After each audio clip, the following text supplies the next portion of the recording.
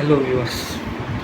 सो आज हम बात करने वाले हैं इंडियन माइथोलॉजी के मिथ और फैक्ट्स के बारे में। आप में से कितने लोगों को लगता है कि सीता माता का जन्म नहीं हुआ था और वो प्रकट हुई थी? आप में से कितने लोगों को लगता है कि जटायु बोल सकता था जिसने श्री राम जी को मार्ग दिखाया था?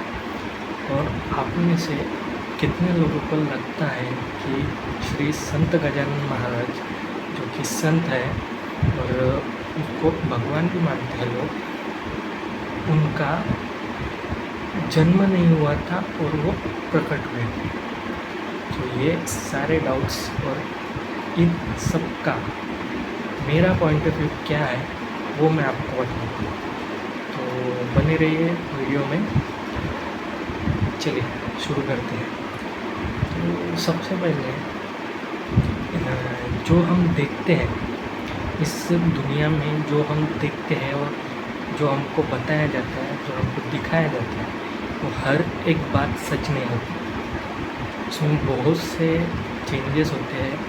इंडियन माइथोलॉजी 60% सच है और 40% उसमें मसाला डाला गया है। मसाला इन द सेंस उसमें कुछ बातें इंटरेस्टिंग बनाने के लिए या फिर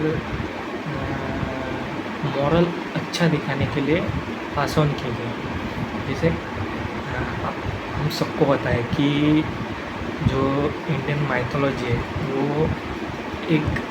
एक जनरेशन से दूसरे जनरेशन में ट्रांसफॉर्म होती है।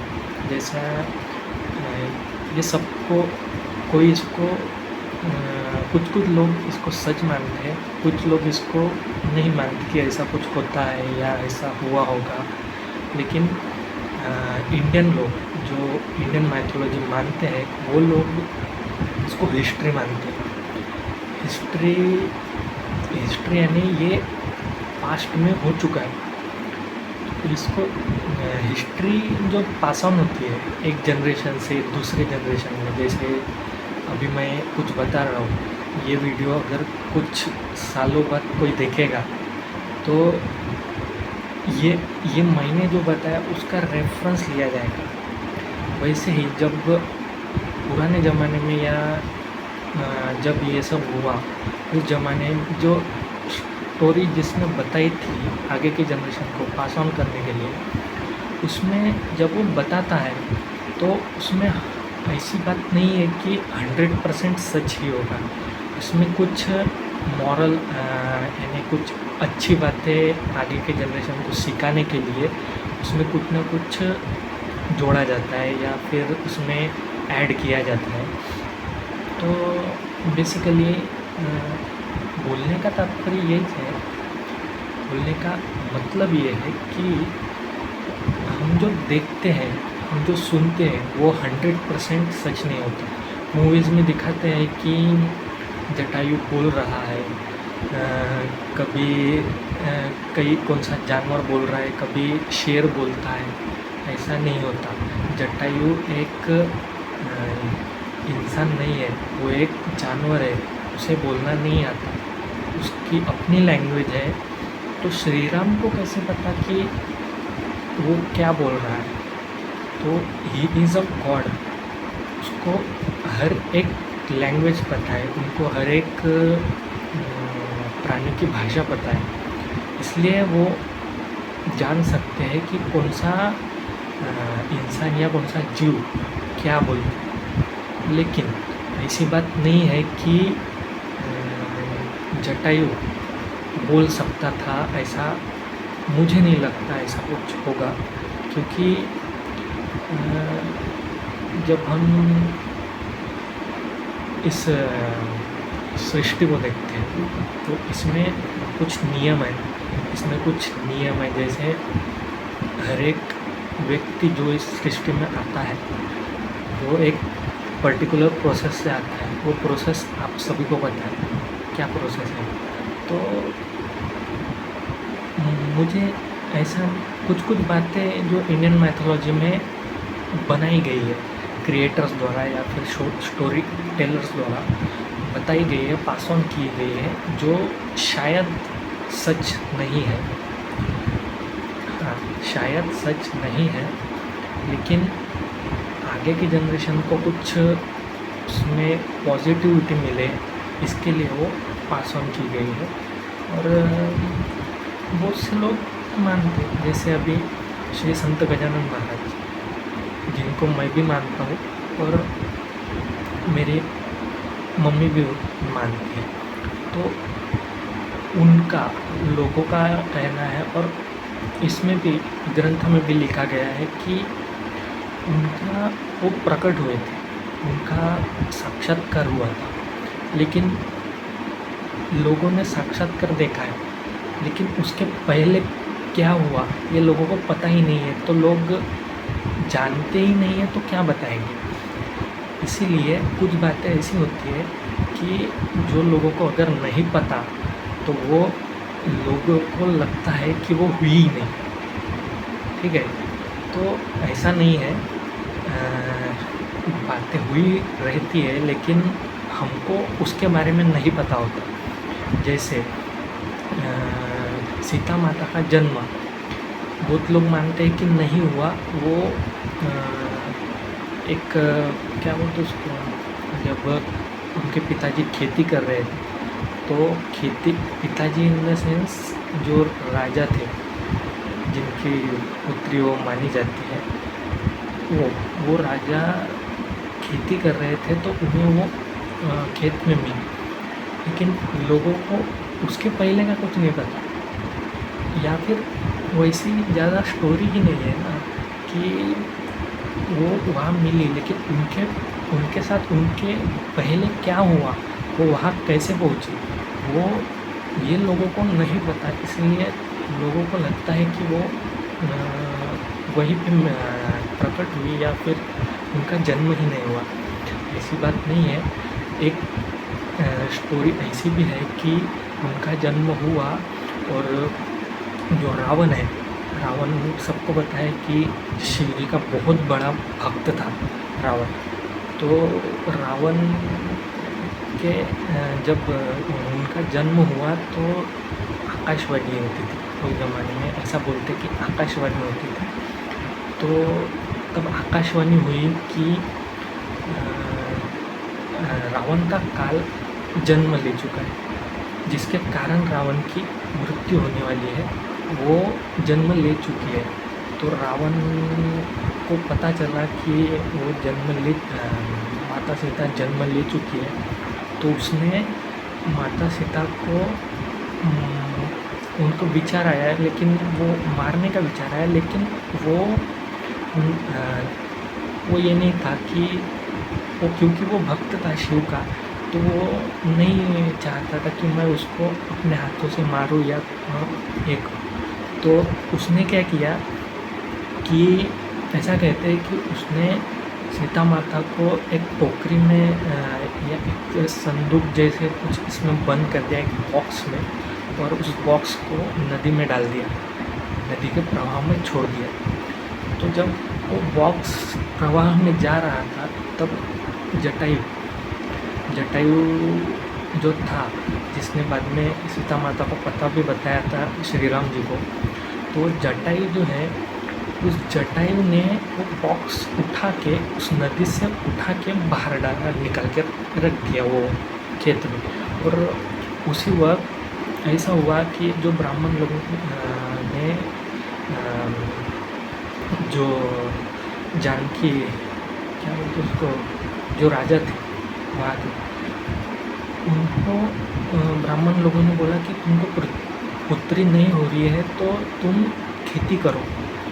खेती करो, अनाज उगाओ, तुमको अपने हाथों से अपने प्रजा को खिलाओ, तो तुमको पुत्र प्राप्ति या पुत्री की प्राप्ति होगी।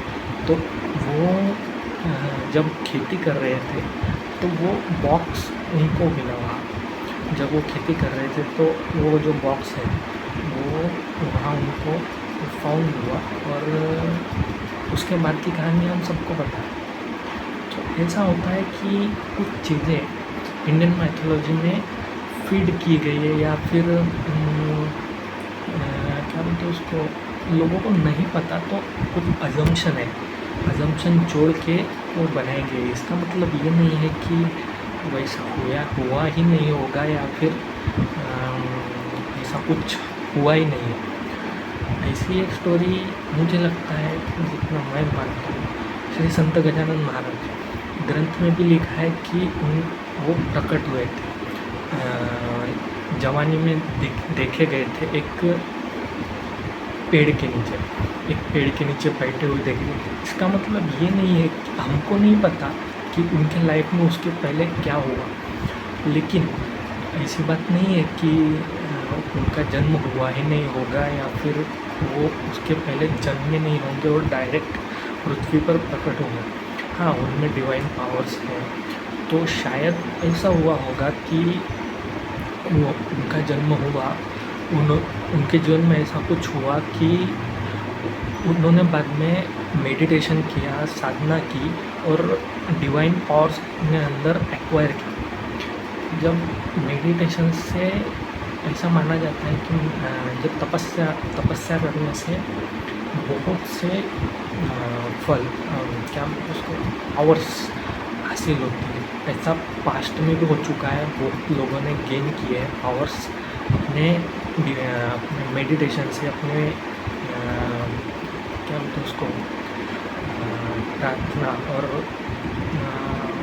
तपस्या, घोर तपस्या करते थे लोग। आपने सुना होगा पहले के ज़माने में लोग घोर तपस्या करते थे, सालों सालों तक तपस्या करते थे। लेकिन तो शायद श्री संत गजानन महाराज के जीवन में उसके पहले उन्होंने घोर तपस्या की और उसके बाद उनको सिद्धि प्राप्त हुई और उनके अंदर वो डिवाइन पावर्स आई, जिसके बाद का सभी को पता है उन्होंने कितने चमत्कार किए।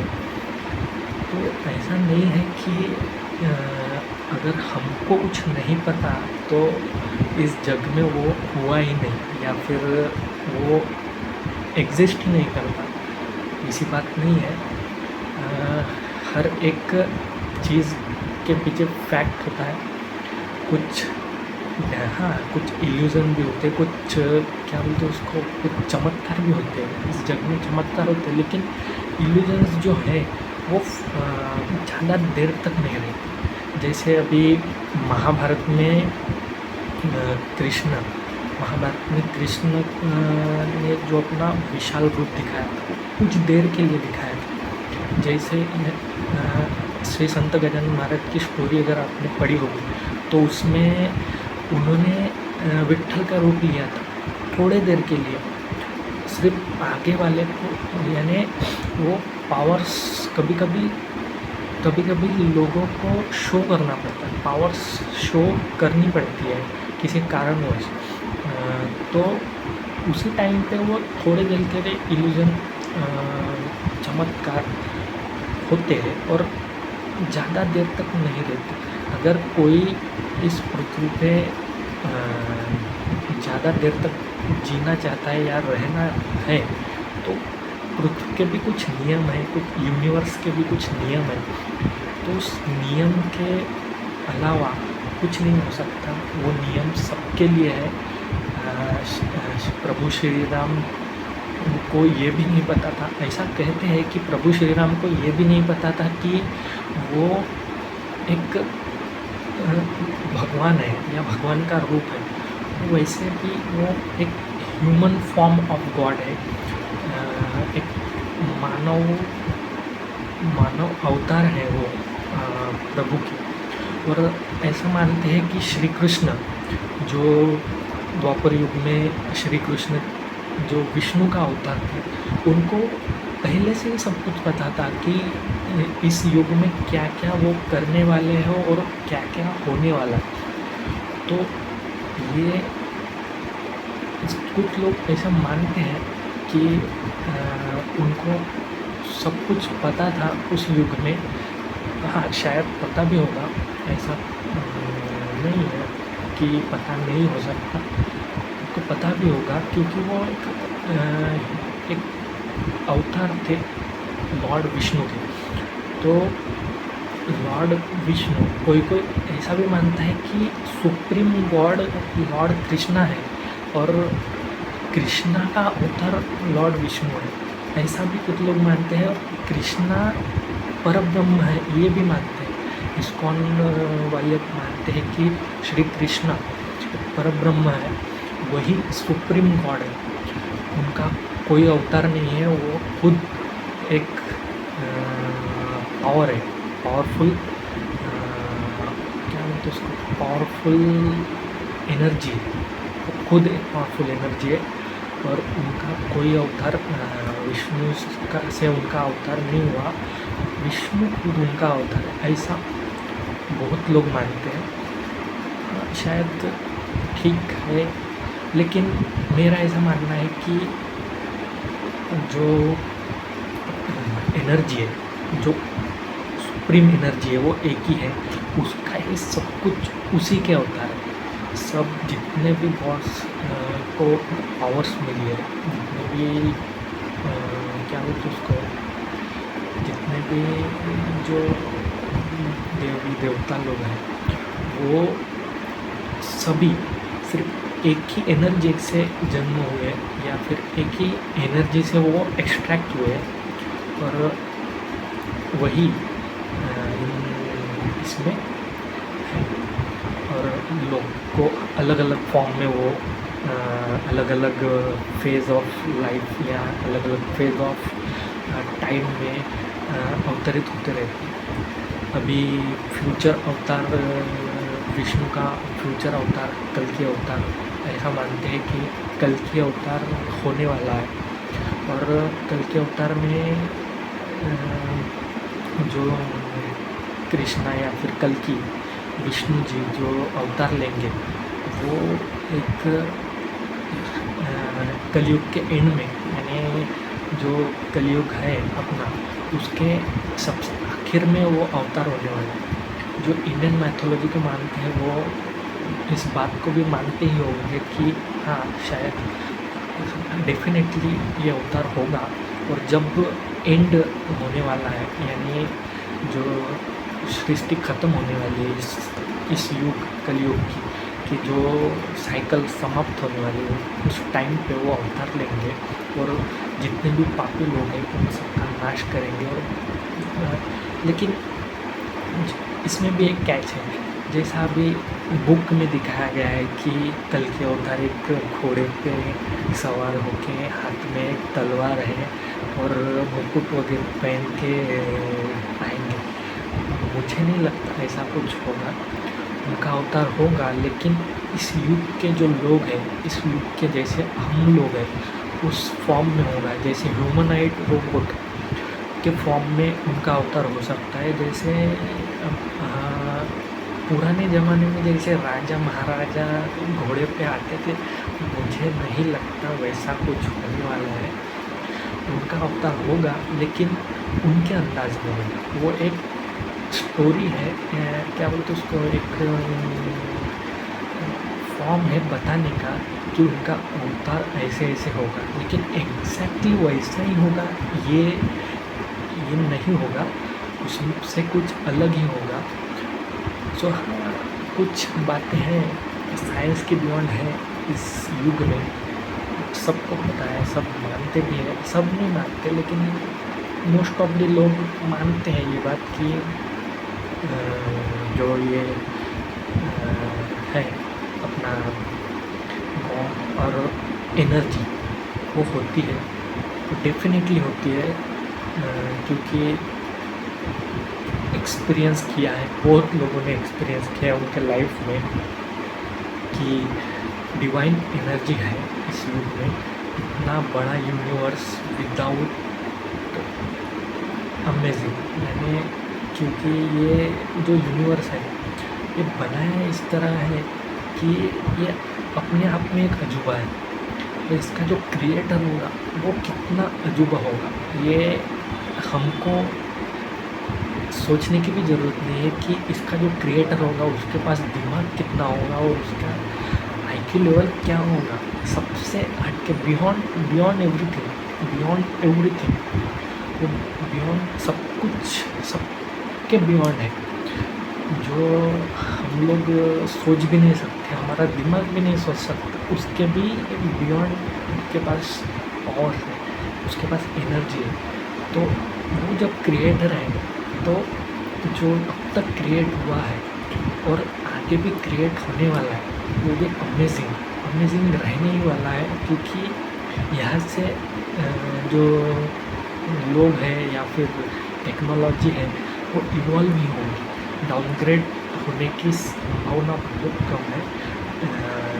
अगर बहुत कुछ गलत होने लगा इस युग में, बहुत ही वर्स कंडीशन में, तभी डिस्ट्रॉय होगा, तभी प्रलय आएगा, नहीं तो ये जो ये है अपना क्या बोलते उसको, ये जो युग है वो हमेशा इवॉल्व ही तो होते रहेगा।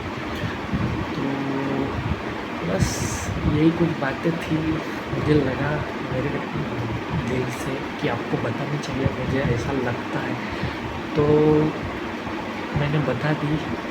कुछ इस युग में है, कुछ बातें हैं जो बियॉन्ड द साइंस है, जिसका साइंस को भी नहीं पता, क्योंकि साइंस के ऊपर भी कुछ है, कुछ चीज़ है जिसको कुछ लोग मानते हैं, कुछ लोग नहीं मानते, लेकिन जो लोग मानते हैं उनको पता है कि साइंस के ऊपर भी एक चीज़ है जो सभी को कंट्रोल करती है, इन सभी खुद साइंस को कंट्रोल करती है, ऐसी एक चीज़ है। तो बस यही आज के वीडियो में इतना ही रखते हैं, और नेक्स्ट वीडियो और नॉलेजेबल मुझे क्या लगता है या मुझे जो फैक्ट्स आपके साथ शेयर करने होंगे तो वो मैं आगे भी शेयर करता रहूँगा। सो आज का वीडियो यहीं पे रोकते हैं, और चैनल पे नए हो तो सब्सक्राइब कर दो, और बस और तो कुछ नहीं, हम जल्दी ही अपना चैनल ग्रोइंग है तो होंगे, धीरे धीरे ग्रो होंगे। ये मेरा पहला वीडियो है यूट्यूब पे जो मैं फेस ओवर कर रहा हूँ, मैंने फेस दिखा के मैं बात कर रहा हूँ, तो कुछ गलतियाँ भी हुई होंगी, कुछ कई जगह मैं रुका भी होऊंगा, क्योंकि ये मैं एडिट नहीं करने वाला है वीडियो, जैसा है वैसे ही अपलोड करने वाला। देखते हैं लोग देखते हैं या लोगों को पसंद आता है या नहीं, एक पहल है, कुछ ट्राई करना था नया, कुछ कंटेंट क्रिएट करना था यूट्यूब पे। तो फेस वैल्यू के लिए आपका कंटेंट विदाउट फेस वैल्यू तो आप आगे जा ही नहीं सकते यूट्यूब पे, खास करके जा सकते हैं लेकिन उसके कुछ अलग तरीके हैं। तो ये मेरा पहला वीडियो था, इस चैनल पे आपके साथ बात करके अच्छा लगा, और ठीक है बंद करते हैं वीडियो, और अगले वीडियो में मिलते हैं। Till then so bye and see you.